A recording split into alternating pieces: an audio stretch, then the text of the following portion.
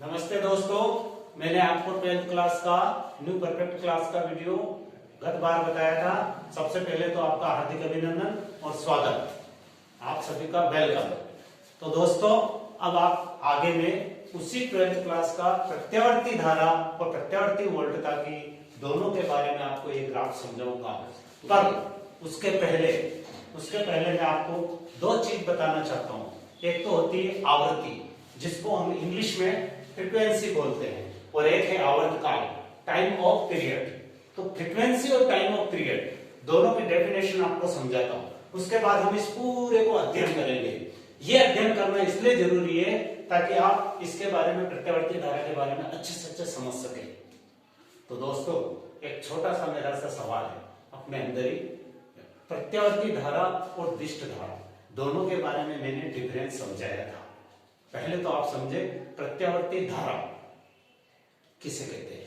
प्रत्यावर्ती धारा जो समय के साथ अपने दिशा और परिमाण दोनों में बदलाव करती हो या परिवर्तन होता है, ऐसे को हम प्रत्यावर्ती धारा कहते हैं।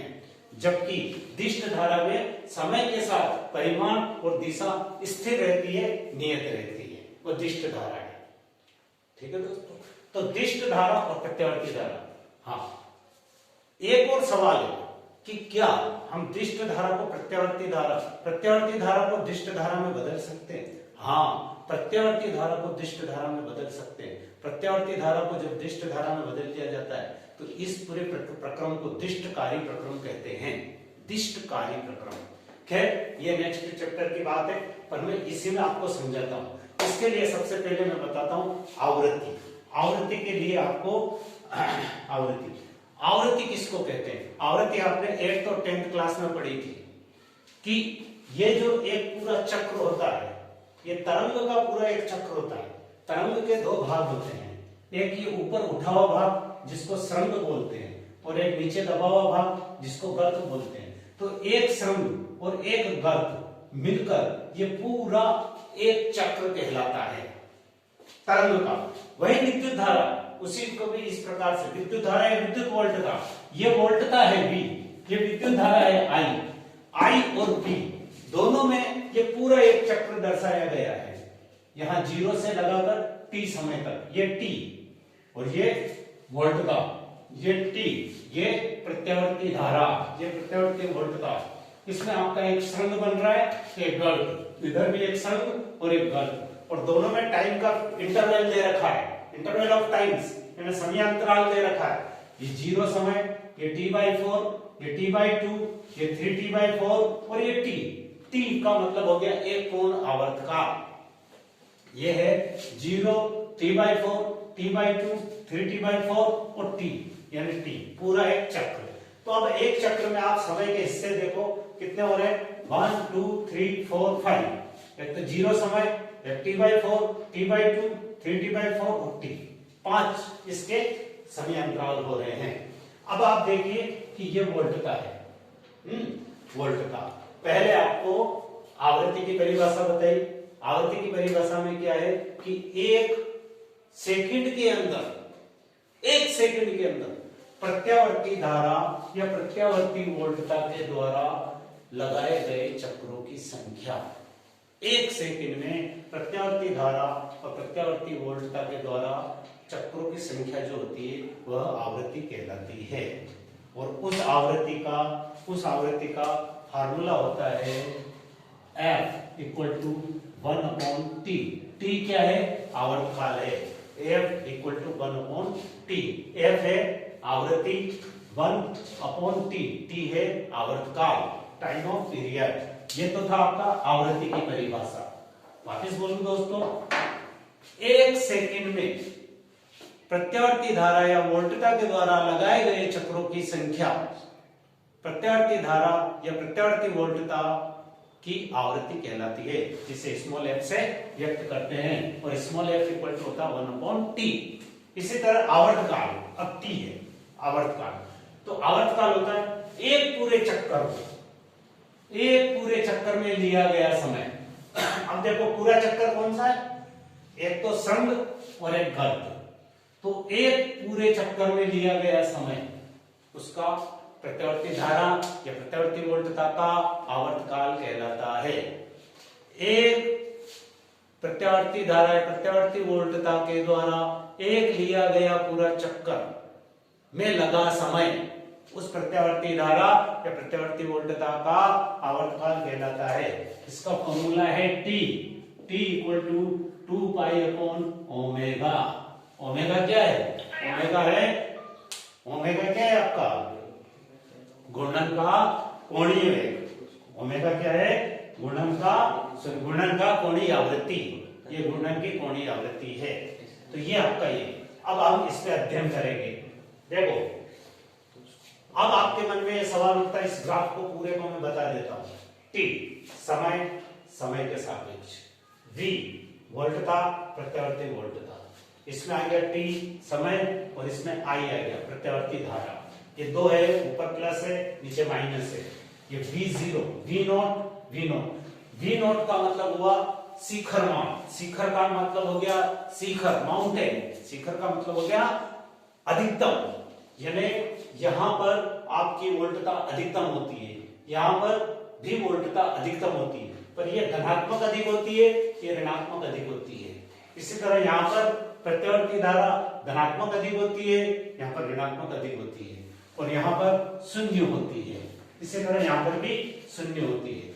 देखो, इसी को बना समय t बराबर 0 पर प्रत्यावर्ती धारा I का मान क्या है? I वाला ये है, ये B वाला है। प्रत्यावर्ती धारा I का मान क्या है? तो 0 पर I का मान 0 है। 0 पर I का मान 0 है, ये 0। और वोल्टता V का मान, V भी देखो 0 पर 0 है। उसके बाद T/4, ये T/4 ये वोल्टता का है। हम प्रत्यावर्ती धारा के लिए लिखेंगे, तो प्रत्यावर्ती धारा के लिए T/4 ये रहा। इस पर है आपका इसका मान प्लस I0, मतलब I0 यानी I0, ये क्या है? शिखर मान, धारा का शिखर मान। इसी तरह इधर हो गया आपका प्लस V0, यानी वोल्टता का शिखर मान, यानी अधिकतम धनात्मक। फिर आ जाओ T/2, यानी आवर्तकाल का आधा समय। T/2 पे यह हो जाएगा प्रत्यावर्ती धारा भी शून्य और वोल्टता भी शून्य, दोनों शून्य। ये ऐसे चल रही है। अभी हम यहाँ पहुंचे, अब इसके आगे यहाँ चलेंगे तो ये फिर शिखर मान आ गया, पर माइनस में आया, -V0। 3T/4 यानी 3/4T में इसका मान हो जाएगा -V0, और इसका मान हो जाएगा -I0, यानी शिखर मान तो है पर ये ऋणात्मक है, इधर धनात्मक है। अब आ जाओ टी पर, यहाँ पर एक पूर्ण चक्र हो गया, ये पूरा चक्कर यहाँ खत्म हो गया, फिर पूरा चक्कर हो गया, तो यहाँ टी पर हो जाएगा वापिस 0 और 0। 3 बार आप देख लो, 0 T/2 और T पर 0 होता है और 2 बार शिखर मान होता है। इसके बीच के मान की गणना प्रश्न के अनुसार की जाएगी। तो दोस्तों, इसके अलावा 2 चीज और मैं बता दूं। इसमें आप प्रत्यावर्ती धारा और वोल्टता के समीकरण ये रहा, I बराबर I0 sin omega t plus pi, I equal to I0 sin omega t plus pi. I0 प्रत्यावर्ती धारा का शिखर मान, ओमेगा कोणीय आवृत्ति, t लगा गया समय, ताक्षणिक समय है, t ताक्षणिक समय। अभी मैं इसके बाद तुम्हें ताक्षणिक समय भी समझाऊंगा दोस्तों। t प्लस पाई, पाई क्या है? पाई है प्रारंभिक कला कोण, यानी कितने डिग्री पर घूम रहा है वो पाई। और v इक्वल टू है V0 sin ओमेगा t। तो ये दोनों, अब इसमें एक अंतर आया है, इसमें पाई आ रहा है, इसमें पाई नहीं आ रहा है। इसका मतलब वोल्टता, विभव, विद्युत वाहक बल कला कोण पर निर्भर नहीं करता है, जबकि प्रत्यावर्ती धारा कला कोण पर निर्भर करती है। तो ये आपका दोस्तों, ये आपको मैंने इनको ग्राफों को पूरा यहाँ पर नाम और संकेत दे रखा है, प्रत्यावर्ती वोल्टता स्रोत। प्रत्यावर्ती वोल्टता स्रोत का आप परिपथ बनाएंगे, परिपथ बनाना बहुत जरूरी है। प्रत्यावर्ती धारा परिपथ बनाएंगे तो प्रत्यावर्ती वोल्टता स्रोत को इस तरह से संकेत बना सकते हैं। ये बीच में इस तरह से तरंग बनाएगी और इस तरह से आपका प्रत्यावर्ती वोल्टता स्रोत। दूसरा है प्रतिरोध। ये तो 10वीं क्लास में 10th क्लास में ही आपने पढ़ लिया होगा, प्रतिरोध इस तरह से बनाया जाता है। तो तीसरा है प्रेरकत्व एल को आप इस तरह से दर्शाएंगे और संधारित्र सी को इस तरह से दर्शाएंगे। इसके बाद आ जाओ आप ताक्षणिक मान। ताक्षणिक मान है क्या? ताक्षणिक मान होता है कि आपको किसी विशेष समय पर आपका प्रत्यावर्ती धारा का जो मान होता है वो प्रत्यावर्ती धारा का ताक्षणिक मान कहलाता है। इसका सूत्र होता है I = I0 sin omega t plus phi. Phi ये आपका प्रारंभिक कला कोण है और t यहाँ पर आपका ताक्षणिक समय है, ओमेगा होनी आवृत्ति है और I0 आपका शिखर मान है प्रत्यावर्ती धारा का। इसी तरह प्रत्यावर्ती वोल्टता का ताक्षणिक मान की परिभाषा होगी कि किसी समय t पर प्रत्यावर्ती वोल्टता का जो मान होता है वो प्रत्यावर्ती वोल्टता का ताक्षणिक मान कहलाता है। V = V0 sin omega t। यह प्रारंभिक कला कोण फाई पर निर्भर नहीं करता है। तो ये आपका ये हो गया। V0 क्या है? वोल्टता का शिखर मान। I0 क्या है? धारा का शिखर मान। धारा और वोल्टता दोनों का शिखर मान है। तो ये दोस्तों ये आपके लिए छोटा सा काम का और महत्वपूर्ण चीज। दोस्तों अब मैं आपको प्रत्यावर्ती धारा का आधे चक्र या पूर्ण चक्र के लिए माध्य या औसत मान बताऊंगा। तो दोस्तों सबसे पहले मैं एक डेफिनेशन आपको बताना चाहता हूं कि माध्य प्रत्यावर्ती धारा किसे कहते हैं। माध्य प्रत्यावर्ती धारा किसे कहते हैं? एक पूर्ण चक्र के लिए ताक्षणिक प्रत्यावर्ती धारा के माध्य को, एक पूरे चक्र के लिए ताक्षणिक प्रत्यावर्ती धारा को आपको माध्य प्रत्यावर्ती धारा कहते हैं। एक पूरे चक्कर के लिए ताक्षणिक प्रत्यावर्ती धारा के मान को के माध्य को, ताक्षणिक प्रत्यावर्ती धारा के माध्य को हम क्या कहेंगे? माध्य प्रत्यावर्ती धारा कहेंगे। ठीक, अब हम एक पूरा चक्कर यहां से यहां तक, उसमें दो भाग हो रहे, यहाँ आधा चक्र और आधा चक्र। मैं यहां बता रहा हूं आधा चक्र और पूरे चक्र के लिए अपन माध्य या औसत मान निकालेंगे। तो औसत मान निकालने के लिए, धारा का औसत मान निकालने के लिए पहले आधे का निकालेंगे। तो पहला आधा कहां से कहां हो रहा है दोस्तों? देखो यहाँ 0 से लगाकर ये हो रहा है t/2 तक, ये आधा हो रहा है। तो इसमें 0 से लगाकर t/2 तक धारा, कुल धारा, औसत क्या होता है? कुल धारा Im क्या है? औसत मान। किसका? प्रत्यावर्ती धारा का औसत मान। प्रत्यावर्ती धारा का औसत मान Im = ये हो जाएगा आपका 0 से t/2, 0 से t/2 समय तक कुल धारा और बटे आ जाएगा आपका समय, बटे में समय।